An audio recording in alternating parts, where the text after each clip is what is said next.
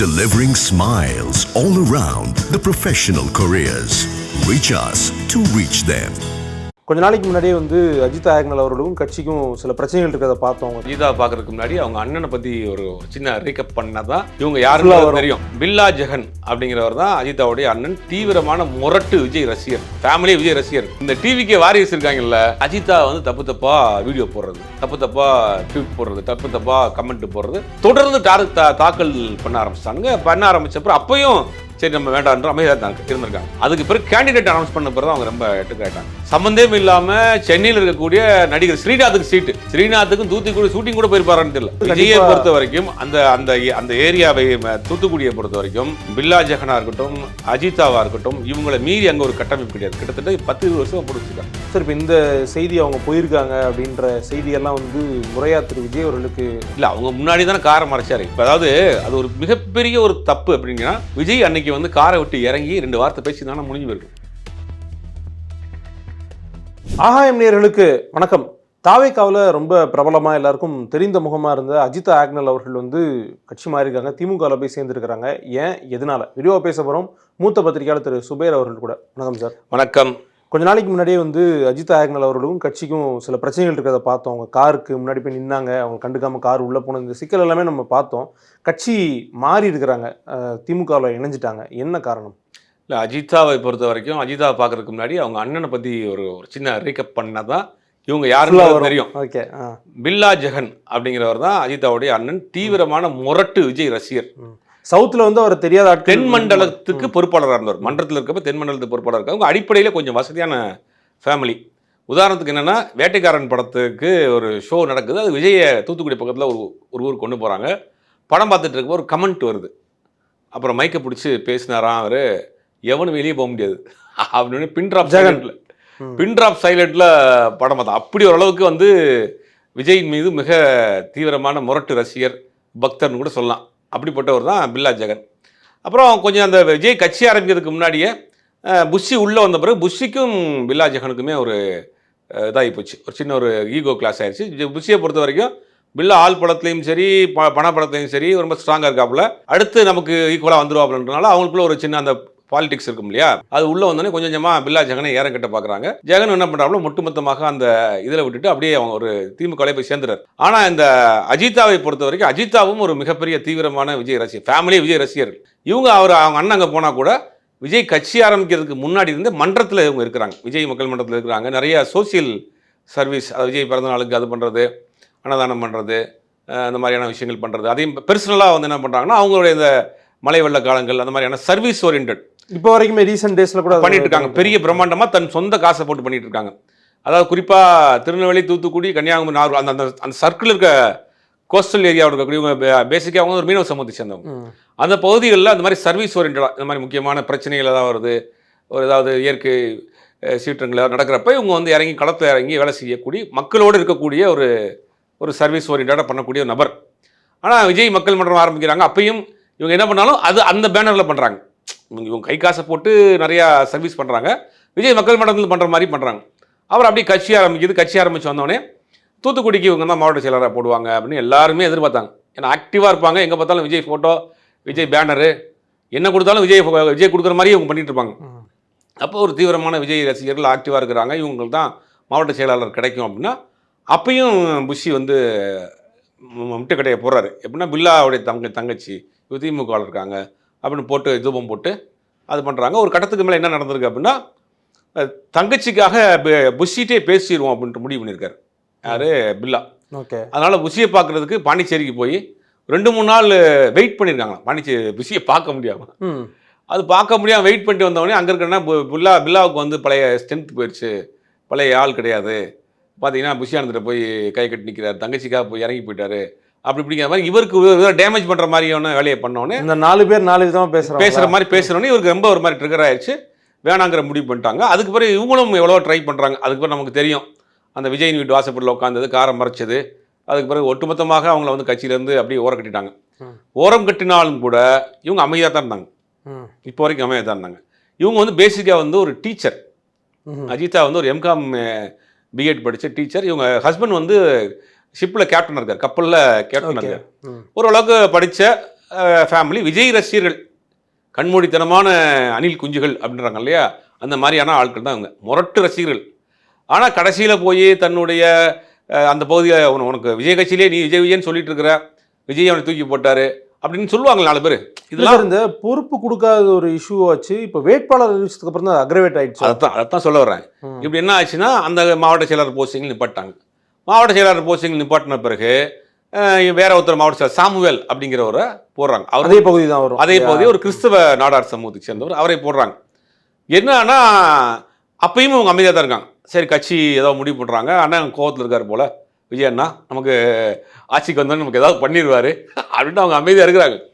இந்த டிவிக்கே வாரிசு இருக்காங்கல்ல, அஜிதா வந்து தப்பு தப்பாக வீடியோ போடுறது, தப்பு தப்பாக ட்வீட் போடுறது, தப்பு தப்பாக கமெண்ட் போடுறது, தொடர்ந்து தாக்கல் பண்ண ஆரம்பிச்சிட்டானுங்க. பண்ண ஆரம்பித்தப்பறம் அப்பையும் சரி நம்ம வேண்டான்ற அமைதியாக இருந்திருக்காங்க. அதுக்கு பிறகு கேண்டிடேட் அனௌன்ஸ் பண்ண பிறகு அவங்க ரொம்ப எட்டுக்காயிட்டாங்க. சாமுவேலுக்கும் சீட் கிடையாது, ஆக்னஸுக்கும் சீட் கிடையாது. சம்மந்தமே இல்லாமல் சென்னையில் இருக்கக்கூடிய நடிகர் ஸ்ரீநாத்துக்கு சீட்டு. ஸ்ரீநாத்துக்கும் தூத்துக்குடி ஷூட்டிங் கூட போயிருப்பாரான்னு தெரியல. அவர் ஒரு பிறப்பால் ஒரு பிராமண போய் சேர்ந்தவர். அந்த தூத்துக்குடியில் அவருடைய சமூகம் சார்ந்த பேக்ரவுண்ட் இருந்தால் கூட அங்கே போட்டிருக்கிறாரு அப்படின்னு சொல்லலாம்.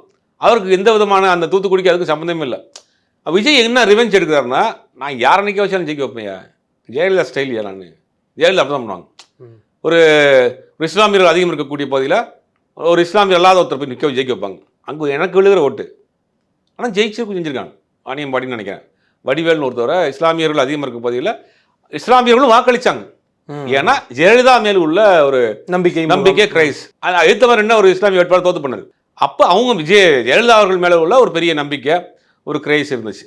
இவர் விஜய் என்ன பண்ணுறாரு, நான் ஜெயலலிதா அம்மா நினச்சிக்கிறாரு, நான் என் மோகன் தான் என் பிராண்டு, நான் தூத்துக்குடியில் யாரானாலும் நிப்பாட்டி என் ஃப்ரெண்ட் நிற்க வச்சு உனக்கு காலி பண்ணவா, நீ அங்கேருந்து தான் நீ ஆள் கூட்டு வந்து நிற்க வைக்கணுமா, நான் சென்னையிலேருந்து ஒருத்தனை போடுறேன், அவன் ஜெயிச்சு கொண்டு வந்துடுவான் பாரு அப்படின்னு சென்னையிலேருந்து ஒருத்தரை கொண்டு போய் அங்கே போடுறாங்க வேட்பாளரை. அதுக்கு பிறகு அவங்க ரொம்ப ட்ரிக்கர் ஆகிறாங்க. அதுக்கு பிறகு பார்த்தியா உடனே ஓரம் கட்டிட்டாங்க, சென்னையிலேருந்து ஆள் போட்டுட்டாங்க அப்படின்னு தொடர்ந்து சமூக வலைத்தளங்களில் அவங்கள போட்டு டார்கெட் பண்ண பிறகு இவங்களுக்கு வேறு வழி இல்லாமல் சரி ரைட், இனிமேல் நம்ம எவ்வளோ நாள் தான் அமைதி போகிறது அப்படிங்கிறனால நேற்று கனிமொழி அவர்கள் முன்னிலையில் திமுகவில் இணைஞ்சிருக்கிறாங்க. இதுக்கு பின்னாடி நம்ம அனிதா ராதாகிருஷ்ணன், அமைச்சர் அனிதா ராதாகிருஷ்ணன் வந்து அவருடைய ஏற்பாடெல்லாம் பண்ணியிருக்காங்க. ஒரு முக்கியமான வேலையை இவங்களை வச்சு அந்த கோஸ்டல் ஏரியாவில் பண்ண போகிறாங்க. என்ன வேலை என்னன்னு ஏதாவது இல்லை, இவங்களை பொறுத்த வரைக்கும் ஏற்கனவே நான் ஒரு சர்வீஸ் ஒரு ஏரியாவில் இருக்கிறவங்க, தெரிந்த முகம் சர்வீஸில் இருக்காங்க அந்த ஏரியாக்குள்ளே, அந்த கோஸ்டல் ஏரியாவில். அப்போ தேர்தல் நேரத்தில் இவங்களை வச்சு பிரச்சாரம் உள்ளே போகிறது பண்ணுவாங்க. இப்போ அந்த பகுதியில் இருக்கக்கூடிய கான்ஸ்டன்ட் ரவீந்திரன் அதே பகுதியை சேர்ந்து மீனவ சமூகத்தை சேர்ந்தவருக்கு எம்பி ஆக்கிக்கிறாங்க திமுகவில். இப்போ என்ன பண்ணுறோம், அவரும் உங்கள் களத்தில் இருக்கிறார். இப்போ அவர் களத்தில் இருக்கிறாங்க, அவர் அதே சமூகத்தை சேர்ந்தவர், இவங்களும் அதே சமூகத்தை சேர்ந்தவங்க. இவங்க ஆல்ரெடி ஃபீல்டில் இருக்கிறாங்க.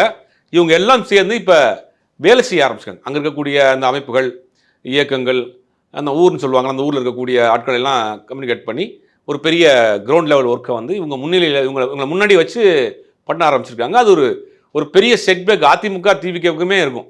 ஏன்னா அதே சமூகத்தில் ஒருத்தர் எம்பியாக இருக்கிறார். இப்போ அதே சமூகத்தில் அதே பகுதியை சேர்ந்து அதே சமூகத்தை சேர்ந்த ஒருத்தர் எம்பியாக இருக்காரு. ரெப்ரசன்டேஷன் அதிகமாகிட்டே போகுது அப்படிங்கிறத அவங்க ஈஸியாக போய் பேசுவாங்களா, மாமா சித்தப்பா என்ன பண்ணுவோம், நமக்கு நான் இருக்கேன்ல, நான் எம்பியாக இருக்கேன்ல, நாளைக்கு ஒரு பிரச்சனை வர மாட்டேன்னா, உனக்கு ஏதாவது பிரச்சனை நான் பார்லிமெண்ட்டில் பேச மாட்டேன்னா அப்படின்னு ஒரு நம்பிக்கை வரும் இல்லையா. அப்போ இவங்க நினச்சி நான் இங்கே தானே இருக்கிறேன், நீங்கள் ஏதாவது உடனே கான்டாக்ட் பண்ணலாம், உடனே தலைமையில் பேசுவாங்க இல்லையா.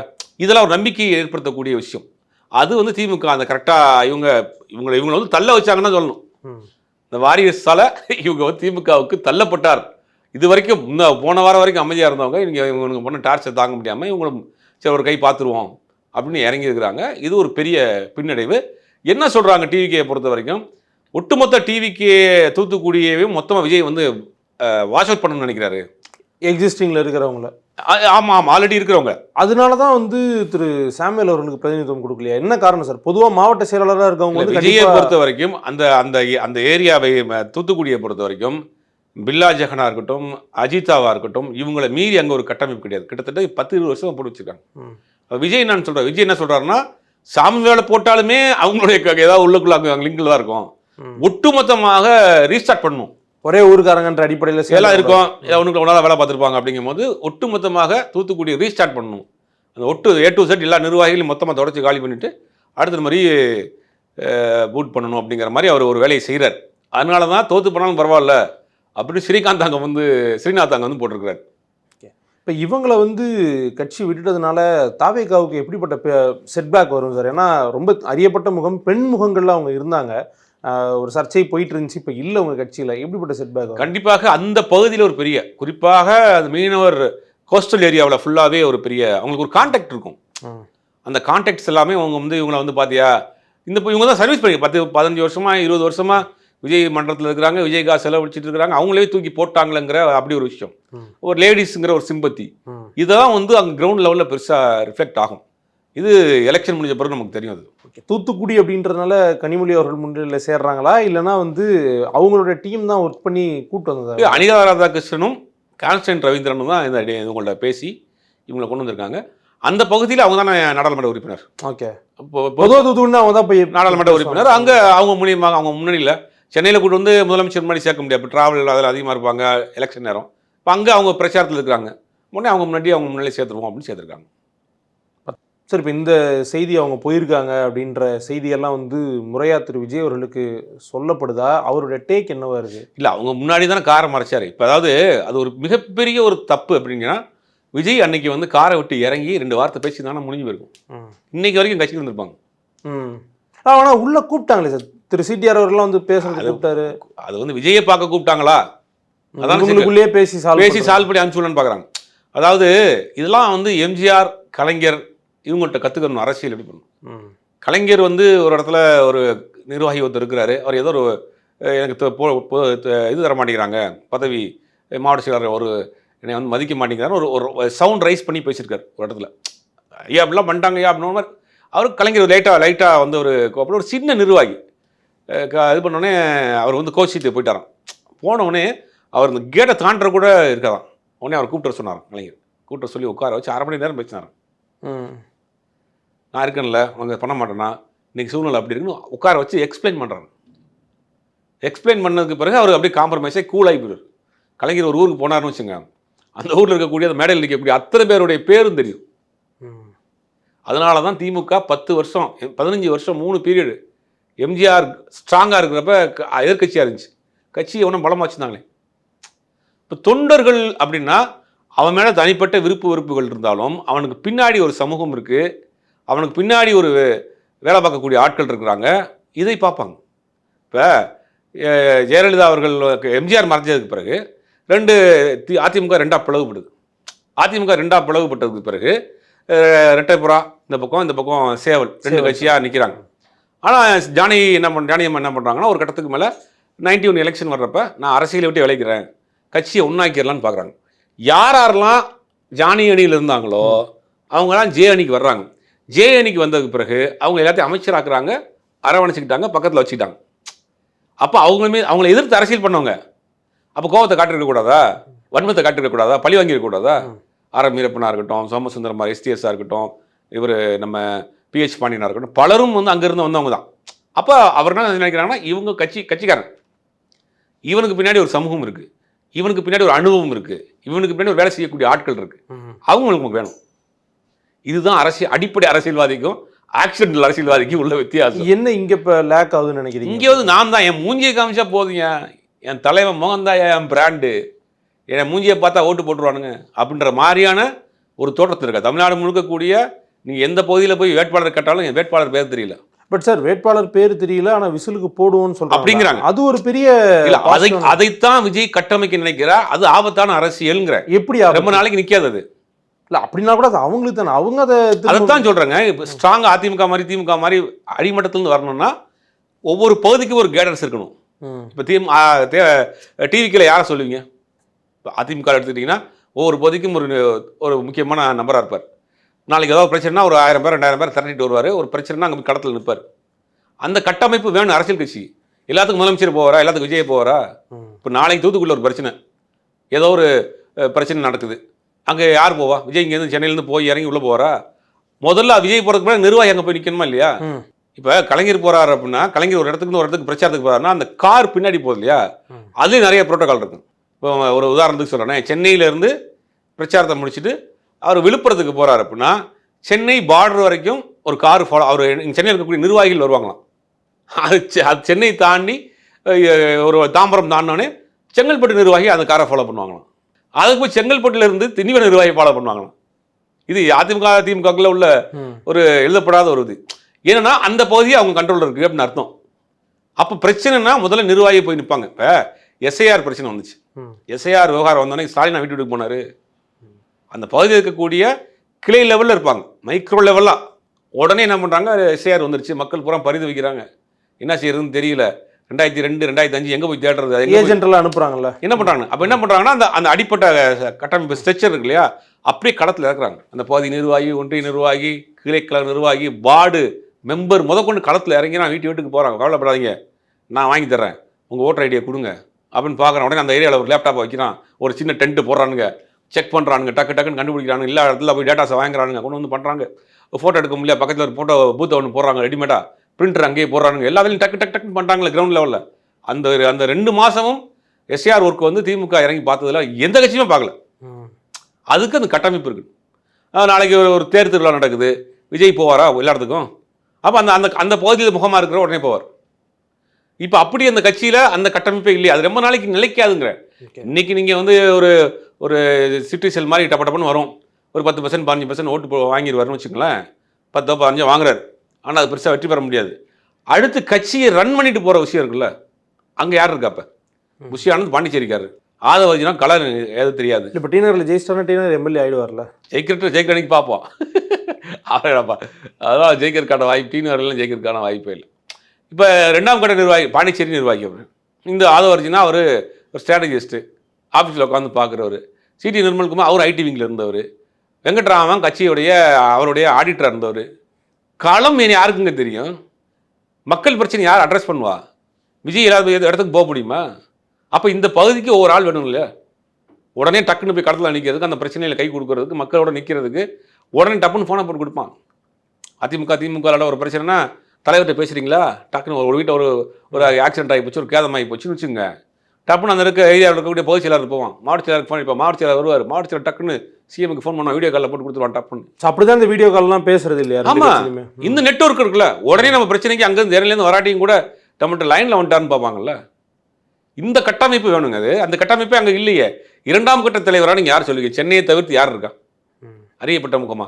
அப்போ இவங்களை பொறுத்த வரைக்கும் வில்லா ஜெகன் வந்து திருச்சியிலிருந்து கன்னியாகுமரி வரைக்கும் அவருடைய அந்த மண்டலம் பூராவே தன்னுடைய கட்டுப்பாட்டில் வச்சிருக்கா. பல நிர்வாகிகள் அவர் தான் போட்டிருக்காரு.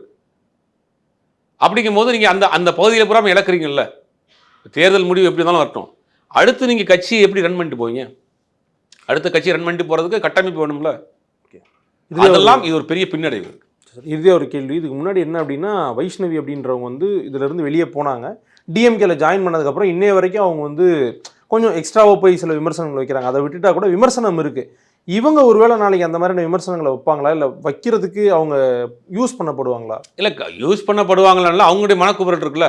நான் 15 வருஷம் 20 வருஷம் அந்த மன்றத்தில் இருக்கேன், என்னை தூக்கி போட்டாங்க, இதே பகுதியில் வேற ஒருத்தர் கொண்டு வந்து நிர்வாகியை ஒரு வேட்பாளரை போட்டிருக்கிறாங்க, எனக்கு இவ்வளோலாம் பண்ணுறாங்க. இவன் அதாவது என்னென்னா, இவங்களை பேச வைக்கிறது யாருன்னா வாரியர்ஸ் தான். போனவங்களை என்ன பண்ணுறாங்க நம்மளே பார்க்குறோம். எல்லா கட்சியிலையும் வேறு கட்சிக்கு போவாங்க வருவாங்க. ஆனால் அவங்க என்ன பண்ணுறாங்கன்னா, அவங்கள வந்து ரொம்ப தரம் தாழ்ந்து அவங்க குடும்பம் வரைக்கும் இழுத்துறாங்க போய். அப்போ அவங்க பதிலுக்கு பேச வேண்டிய கட்டாயத்துக்கு அவங்க தள்ளி விட்றாங்க. ஸோ மேபி ட்ரிகர் ஆகலாம். ட்ரிகர் ஆகி தான் இப்போ அவங்க போயிருக்காங்க, இல்லைன்னா பேசாமல் இருந்திருப்பாங்க. இப்போ சோசியல் மீடியாவில் அவங்கள போட்டு ட்ரிகர் பண்ணதுனால தான் அவங்க திமுகவுக்கு போகக்கூடிய சூழ்நிலைக்கு அவர்கள் தள்ளப்பட்டார்கள் தான் உண்மை. உங்களுடைய நேரத்துக்கும் கருத்துக்களுக்கும் நன்றி sir. Delivering smiles all around, the professional careers. Reach us to reach them.